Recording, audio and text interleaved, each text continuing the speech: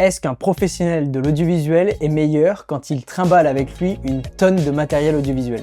Déjà, quand on pense au cinéma avec ses plateaux aux centaines de figurants et aux décors époustouflants, aux centaines de lumières et aux multiples caméras, on peut se dire qu'il faut énormément de matériel audiovisuel pour faire du résultat professionnel. La vérité est différente. Dans un de ces deux mondes, on cherche à reproduire des océans, des buildings, voire des villes complètes. Dans l'autre, on filme des industries, des produits, des savoir-faire, des hommes et des femmes. Alors pour réaliser une interview, on pourrait se dire qu'on pourrait utiliser 4 à 10 caméras, 5 à 6 lumières, mais 1 à 2 caméras et aucune lumière peut aussi marcher. L'important c'est le storytelling et l'impulsion qu'on va lui donner. Et ça, on a été capable de l'apprendre avec un des projets que j'ai le plus aimé réaliser dans cette aventure, Destination Paris 2024.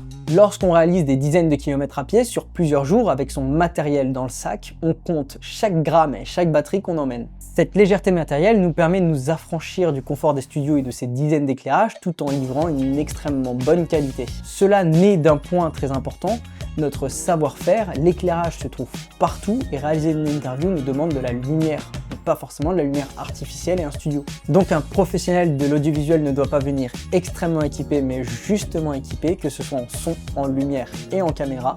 Il peut cependant être prévoyant en embarquant avec lui quelques machineries ou drones.